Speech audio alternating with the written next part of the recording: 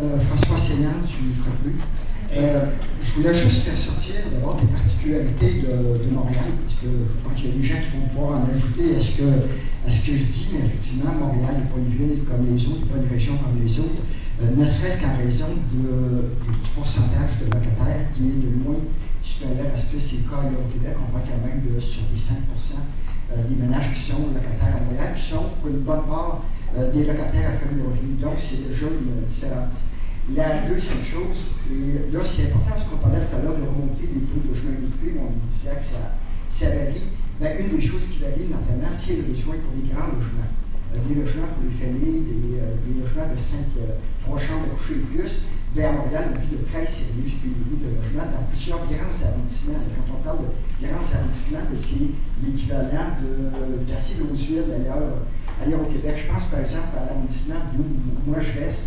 Rosemont, Petite-Patrie, où le taux de logement occupé est de 0,1%, alors que le taux normal est de 3%. C'est déjà une énorme différence. Dans un arrondissement comme l'arrondissement-Cartierville, on parle d'un taux de 0,3%. Dans Saint-Louis-Nord, Anjou, on parle d'un taux de 0,5%. Et là, je pourrais continuer la liste. Il manque encore de grands logements comme nous. Et donc, il y a une nécessité de continuer à faire la construction neuve de logements sociaux dans ces arrondissements-là, au moins pour les grands logements.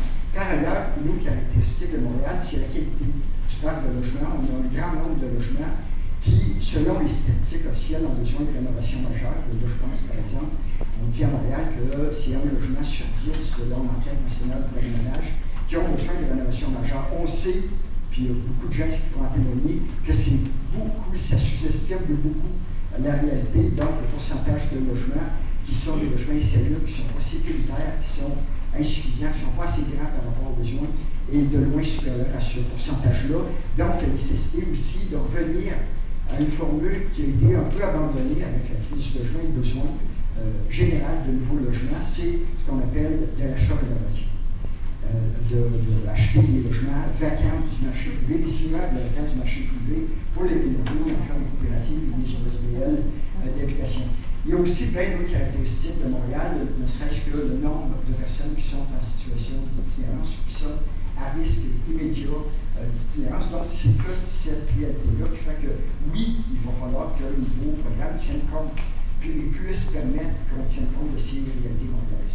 Merci, M. Titi. Pour que son technique bâtir son quartier. Vous dites, on aborde d'abord général, j'ai retenu faire mieux et autrement de la fin du vidéo. Ben, je dirais, faire mieux, c'est toujours, hein, on est de ceux qui veulent faire mieux, faire autrement. Oups, là-dessus, peut-être que j'ai une opinion un petit peu différente. Pour moi, quand on parle de réalité de région, je ne répéterai pas ce que François vient de dire, je suis d'accord avec lui. Mais ce qu'on constate, c'est que l'habitation dans la réalité de Montréal, c'est que l'habitation communautaire a un effet de levier structurant pour les quartiers. On répond, c'est quand on parlait de qu'est-ce qu'elle était la réalité de Montréal, mais besoin que les familles, on parle des secteurs comme Griffintown, où il a été développé du logement familial par l'habitation communautaire, assez que l'arrondissement a même développé un parc pour enfants à proximité. On n'est pas dans les tendances de marché là-dedans. On a des projets qu'on pense au métro Rosemont. On est capable d'avoir une mixité, autant dans le locatif, le condo, le logement pour famille, le logement pour aînés, le logement pour personnes seules. Donc, dans la réalité montréalaise, l'habitation communautaire répond à une série de caractéristiques, de besoins, de réalité que le marché privé ne peut pas répondre. Quand on dit faire autrement, on pose la question, on a vu la balance entre le supplément loyer et la réalité de l'aide à la personne. Le supplément loyer, c'est une mesure d'urgence. C'est correct. Il y aura toujours des besoins d'urgence. On l'utilise dans la psychologie, c'est un bon complément. Mais il faudrait faire attention, avant d'aller dans ce sens-là, ça ne doit pas être une récompense à des propriétaires, à des situations difficiles. Il faut être prudent dans l'utilisation. Il faut l'utiliser d'une façon pérenne. On a fait des calculs de l'association, on constate qu'au 14 ans, on a aidé autant de monde quand on prend le programme pour l'accélérologie versus le supplément loyer. Et en plus, il nous reste un actif important puis un parc de logement abordable. Le modèle de partenariat qu'on a développé met à contribution l'ensemble des acteurs, que ce soit les élus, les groupes communautaires, les groupes de ressources techniques. On a développé un modèle au Québec Puis encore là, quand on parle de quelles sont les réalités montréalaises, on pourrait parler de la réalité des autres régions. Le modèle qui a été développé, c'est des gens qui sont proches, qui sont sur le terrain, qui connaissent bien les besoins, qui sont capables de faire remonter au gouvernement, aux élus, quels sont les besoins, à quoi on doit répondre, pour ensuite utiliser des programmes qui répondent adéquatement à l'ensemble des besoins. Donc, chacun a sa place, puis on pense que c'est un bon modèle. Accès-Logis a besoin de certaines améliorations. Oui. Mais de là à le transformer totalement, peut-être pas. J'achète, vous allez voir, ça sera pas. Les GRT, on est souvent vu comme des fournisseurs de services, mais on est aussi des entreprises d'économie sociale. On est un des fleurons de l'économie sociale au Québec. On sait que M. Couillard a salué cher l'économie sociale. Il ne faut pas oublier, des fois on questionne, on dit notre mode de fonctionnement, notre mode de facturation, quand je dis qu'on est une entreprise d'économie sociale, les profits sont bien investis pour la mission, puis pour desservir les populations. Je salue la ville, parce qu'on a parlé de quelles sont les réalités, toujours les particularités. On fonctionne à Montréal avec une ville mandataire. C'est un partenaire qui connaît bien la réalité. On sait qu'il y a des questionnements en ce moment sur quelle est la ville, comment ça va se travailler. Nous, on est partenaire là-dedans. On est prêt à collaborer pour faire en sorte que ça va être bien. Merci. Claudine Morin de la Fédération des Ouvriers d'Éducation de Montréal. Je vais être assez brève parce que je suis d'accord avec les deux interventions précédentes. J'ai pas à rajouter, à répéter. J'inviterais simplement qu'on regarde aussi l'étude de particularité du logement de Montréal. Le directeur de la santé publique de Montréal a sorti une étude justement sur le logement où il démontre que la particularité à Montréal, c'est que la plupart de la population est majoritairement locataire. Et en plus, que pour plus de 50 000 ménages montréalais, ils rapportent qu'ils ont manqué de nourriture dans l'année. Il est évident qu'un programme comme Accès-Logis répond à une certaine particularité qui est la pauvreté à Montréal, qui est beaucoup plus. Au niveau des familles, entre autres, elle représente environ 15 de plus de pauvreté qu'ailleurs dans le Québec. Donc, il y a un niveau de pauvreté où il faut répondre pour les logements familles, ce que François Sagnan disait avant moi.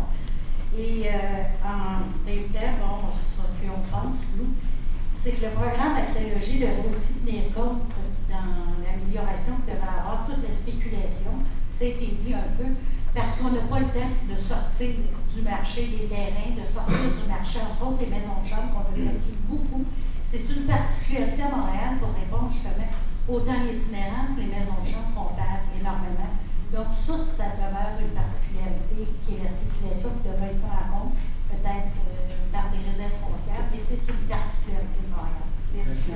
Bonjour, mon nom est Marjolaine Descartes, je suis coordonnatrice adjointe au réseau d'aide aux personnes seules et itinérantes de Montréal, le RACIM, donc qui regroupe à Montréal 108 organismes intervenant auprès de populations qui sont en situation ou à risque d'itinérance. Donc, ça a été déjà mentionné, c'est sûr que c'est une particularité de la région montréalaise, l'itinérance qui est en croissance, qu'on voit de plus en plus de quartiers, qu'il y a de différents visages, des hommes, des femmes, des jeunes, des personnes issues d'immigration, des gens venant des communautés autochtones. Donc, c'est vraiment un enjeu particulier, un enjeu très présent à Montréal. Les membres du RACIM ont développé à travers le temps plusieurs projets de logements sociaux. Ce sont aujourd'hui près de 2100 unités qui sont gérées à travers Accès-Logis par les membres du RACIM, dont 350 unités s'adressent aux femmes. Donc, parce qu'ils ont fait ce choix parce que pour nos membres, le logement social est une façon de réduire et de prévenir l'itinérance de façon pérenne, contrairement à un supplément loyer, comme il a été déjà mentionné, qui ne permet pas de développer de nouveaux logements et qui ne permet pas non plus de travailler sur la sécurité et la salubrité du parc de logement.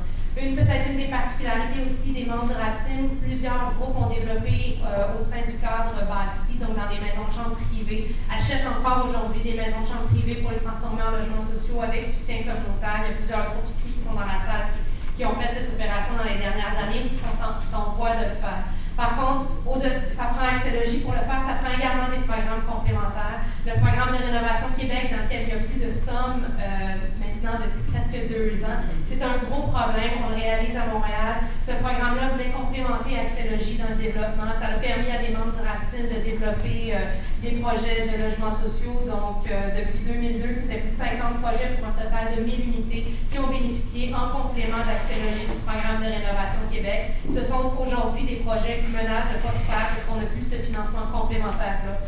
Il y a également l'enjeu de la contamination des sols et des bâtiments. Je crois que vous en avez entendu parler ce matin, entre autres avec les élus, avec M. Kaufman qui l'a adressé. C'est un grand enjeu. Nos membres se retrouvent à certains moments à avoir de la difficulté à développer des projets parce que les terrains sont contaminés, qu'il n'y a pas de programme qui finance cette décontamination-là. Parce que les bâtiments, quand on veut intervenir dans des maisons de chambre pour conserver un patrimoine collectif de logement, quand on veut socialiser des maisons, mais on se retrouve avec des maisons qui sont contaminées par l'amiante, dans lesquelles il y a des champignons, des moisissures, et puis sur lesquelles on ne peut pas intervenir finalement. Donc, c'est des gros enjeux. La politique nationale de lutte à l'itinérance reconnaît que le logement social est une des réponses importantes en termes de prévention et de réduction de l'itinérance. On parle que 10% de toutes les programmations Accès-Logis devraient aller au sans-abri. Par contre, on est inquiète pour la suite des choses. S'il n'y a pas de programmation, 10% de zéro, ça demeure zéro. Ça demeurera des gens qui seront dans la rue et qui demain matin devront encore aller cogner à la porte des refuges. Ce fut 80 000 unités qui ont été offertes à Montréal à des personnes sans-abri le dernier hiver. Souhaitons qu'on soit capable de développer davantage de logements pour répondre à ces besoins, pour répondre de façon pérenne aux besoins de ces populations. Merci. À mon avis, ce que ça démontre, c'est qu'il va y avoir besoin d'au moins une autre rencontre à Montréal.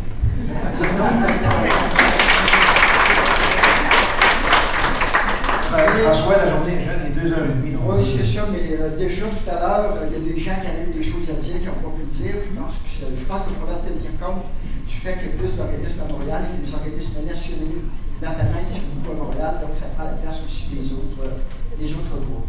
Je voulais intervenir d'abord sur la question du supplément loyer, parce que ça m'a dit un peu que vous utilisiez le terme, M. Gagnon, de complément du logement social. Si ça avait été ça, on aurait moins chialé. Le problème, c'est qu'on a remplacé 1500 logements sociaux à Accès-Logis par du supplément loyer. On n'a pas ajouté, on a remplacé, et ça c'est un problème parce qu'on ne parle pas du tout de la même réalité. Ce n'est pas un programme qui a les mêmes impacts, ni sociaux, ni économiques. Mais je vais intervenir d'abord plus sur qu'est-ce qu'on doit s'attendre d'un programme de logement social qui s'appelle Accès-Logis ou autrement. Alors, on n'est pas là pour défendre une coquille. Il faut qu'il y ait du contenu là-dedans. Il y en a avant d'Accès-Logis. On a un peu perdu en chemin. Il faut le retrouver. D'autres, quand on parle, d'abord, il faut qu'il y ait plus de logements dans ce programme, qu'on permette de faire plus de logements que 1500, ce qui est totalement ridicule. 1500 logements, à l'échelle du Québec, tu ne réponds qu'à une infime partie des besoins. Première chose.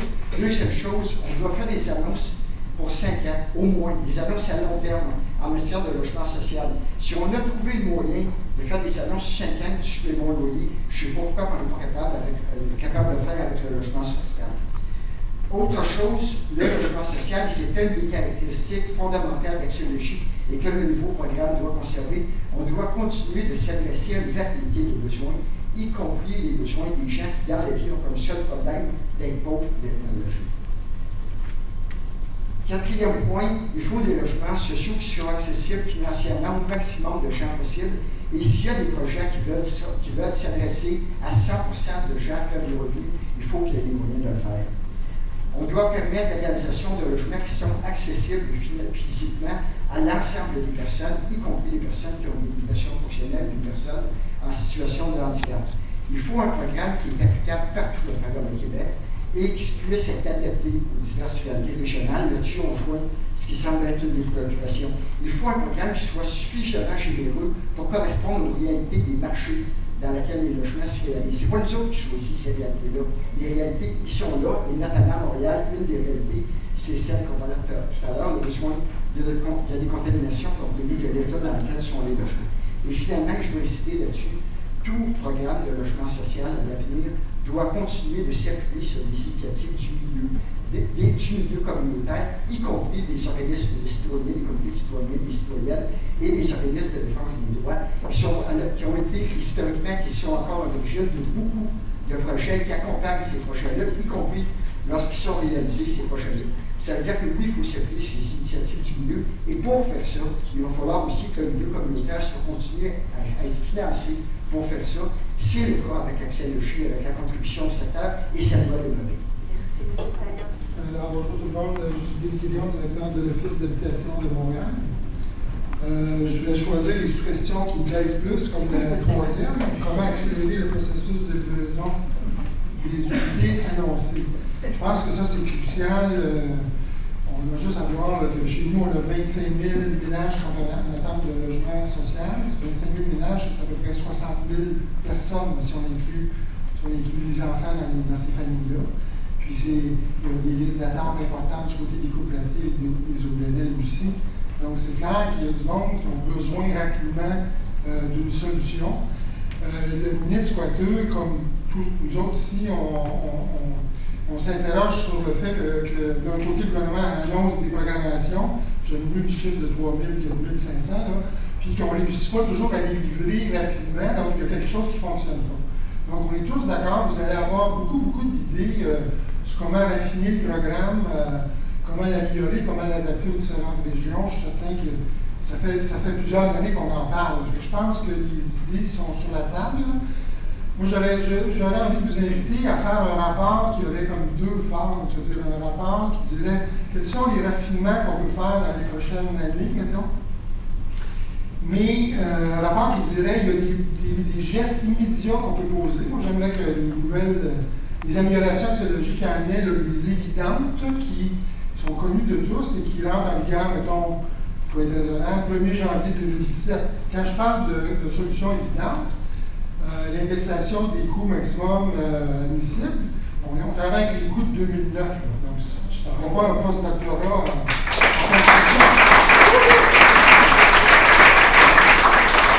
Une autre chose qui a été dite ici, puis ça concerne beaucoup la région de Montréal et d'autres régions aussi, on a dit, le gouvernement a retiré, dans le cas aussi, il a retiré la plupart des outils pour le montage financier des projets d'axiologie. On a parlé des coûts maximum autorisés, on a peut-être pas encore parlé, mais il y avait quelque chose qui s'appelait des subventions additionnelles pour projets innovateurs, qui a été retiré également, qui servait au moins 60-65% des projets à Montréal qui avaient besoin de ça pour les viabiliser, combiné avec le programme d'Innovation Québec. À la limite, le véhicule n'est peut-être pas super important, mais c'est sûr qu'une deuxième action immédiate à faire, c'est des subventions additionnelles, que je pourrais appeler des projets spéciaux, là, qui sont tout à fait pertinents. Donc, ça peut être, on est obligé de faire de la densité dans certains cas, comme vous avez expliqué, d'acheter des maisons de chambre, même si sont en mauvais état, sont coûteuses dans les centres-villes de Montréal. On a des opportunités de prendre des bâtiments excédentaires du réseau de la santé ou même des communautés religieuses pour faire des très très beaux projets collectifs. On l'a fait pour le passé, on a beaucoup sur la table à dessin.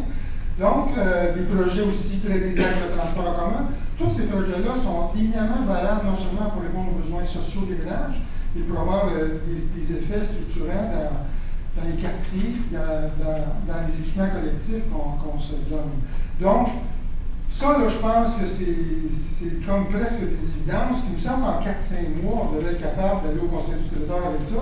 Surtout qu'il y a de l'argent fédéral là, qui flotte un peu dans le paysage.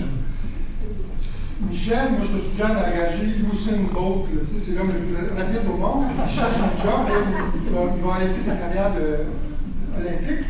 Ça nous prend quelqu'un qui va porter le projet rapidement. Puis après ça, il pourrait y avoir des discussions plus nuancées, disons dans l'année 2017. Mais il n'y a pas de raison qu'on ne puisse pas avoir des améliorations immédiates au programme.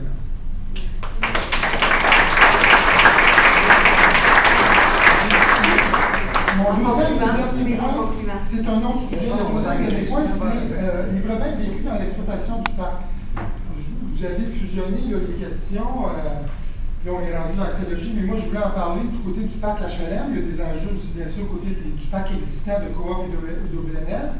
Et du côté du parc HLM, tout le monde sait qu'il y a un rattrapage là, de la remise en état de ce parc-là, parce que lui, il est décennies de sous-investissement. On est dans un rattrapage depuis 2008, dans le plan québécois des infrastructures.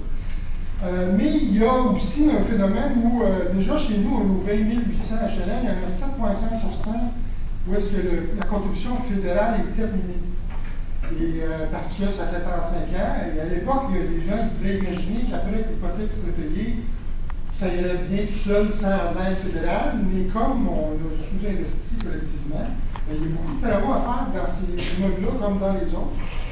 Ici, il y a presque une dizaine de membres de notre comité consultatif des résidents l'Office qui sont très très préoccupés par ça, les travaux qu'on va faire dans les immeubles, même ceux où le fédéral, en principe, n'est plus là. Donc, ça, c'est crucial aussi de trouver une solution. On pense que le gouvernement libéral a dit qu'il s'est engagé à ne pas quitter le financement du logement social existant et d'en développer d'autres. Alors, c'est important que la société puisse trouver des ententes rapides là, pour ne pas bloquer les investissements dans ces HLM-là. Dans 3 ans, ça va être rendu 15 de notre parc de logement. Et actuellement, là, concrètement, la société nous demande de ne pas dépenser, de ne pas faire des toitures, de pas c'est que la vie continue. Lorsqu'il y a des logements vacants, il faut qu'on les rénove, on les prépare pour des nouveaux locataires. Donc ça, c'est un enjeu aussi qui est assez immédiat. Puis je suis certain que les collègues des coops urbaines vont faire part du même enjeu dans leur propre réseau. Merci. Bonjour, Olivier Prudhomme-Richard du Comité logement du sud-ouest de Montréal, sud-ouest sans Verdun et sans Pointe-de-Charles, donc la Petite Bourgogne, Saint-Henri, Villemort et Côte-Saint-Paul. Bien, en fait, je vais surtout venir appuyer des choses qui ont déjà été dites, mais je pense que ça va être intéressant de ramener des choses qui ont été dites donc effectivement dans d'autres régions de Montréal, sont importantes. Bon, premièrement, c'est sûr que nous, la région du sud-ouest de Montréal a été extrêmement gentrifiée dans les dernières années.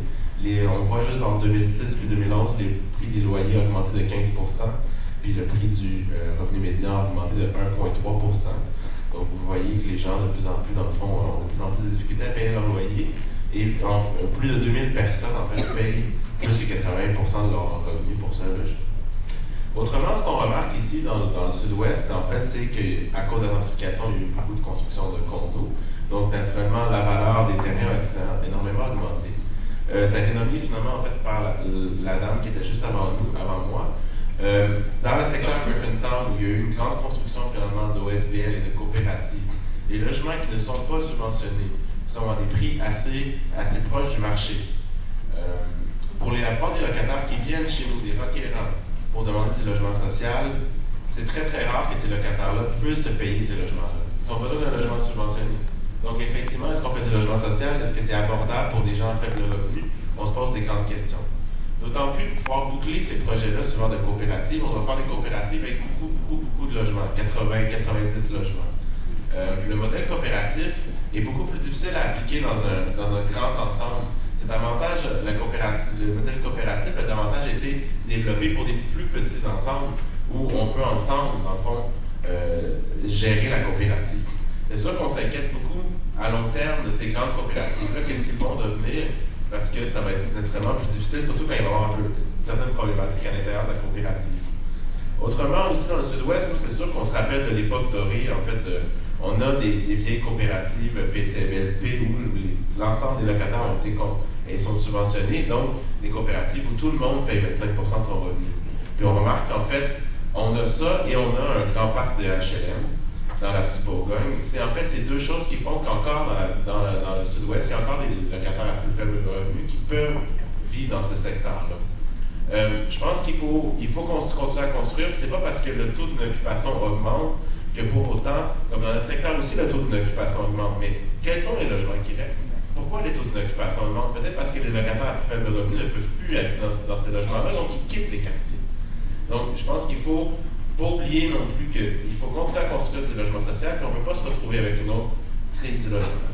Et finalement, pour le supplément en fait au loyer, nous, qu'est-ce qu'on remarque sur le terrain, c'est que les gens qui ont des suppléments au loyer, généralement, et dans le fond, le loyer qu'ils vont payer va s'améliorer, mais les conditions de logement dans lesquelles ils vivent vont pas nécessairement s'améliorer. C'est sûr que même dans la HLM, il y a des problèmes, dans les grands parcs de HLM, il y a des problèmes de coffrets, de punaises, de rénovation, quoi que ce soit. Mais dans un programme de supplément au loyer, l'Office n'a pas, en fait, il n'y a aucun levier vraiment pour obliger les propriétaires à faire les rénovations. Donc, les locataires, en fait, sont pris dans leur propre logement, dans leur supplément au loyer, ne peuvent pas déménager et sont pris à vivre dans des conditions. Et c'est nous, après ça, qui devons faire des pressions sur les propriétaires pour faire les rénovations ou ils doivent aller à la régie du logement. Merci, M. Prudhomme. Oui, je vais faire une intervention courte et ça va valoir pour l'autre bloc. On est où là-dedans? Où sont les organismes de défense collective des droits? Où sont les comités de citoyens, les comités logements, les associations de locataires qui, depuis 40 ans, sont au cœur non seulement de la défense des droits des locataires, mais aussi du développement des logements sociaux en collaboration avec les groupes de ressources techniques, comme Didier disait. La seule place que je peux nous voir, là, dans la question 4, c'est quand c'est l'organisme OH, COOP, OSBL, etc. Et cette valeur est plus que On est dans le...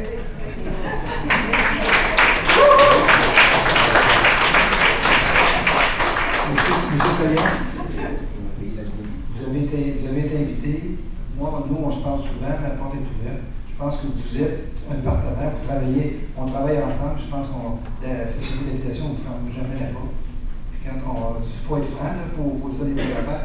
Quand vous appelez, c'est un peu direct, on se parle. Vous m'avez demandé des choses, j'essaie de vous donner l'information, puis de vous aider. Puis je pense que moi, regarde, je pense encore, je fais la tournée, je suis présent dans la tournée. Je tenais que le frère Plus soit ici. Puis la porte est toujours ouverte, puis on prend tout, autrement dit, soit critique ou conseil de votre part. Je voulais juste qu'on reconnaisse que le réseau des organismes communautaires en habitation, dont celui des organismes de défense des droits, lui aussi a besoin d'être consulté. Oui. Et je veux dire, on vous consulte, vous faites partie des consultations, vous faites partie des subventions qui sont données par notre SSQ. Nous autres, moi j'y tiens, et je pense qu'on a une bonne relation, je tiens à avoir vos idées pour développer nos programmes, la société, les services à venir.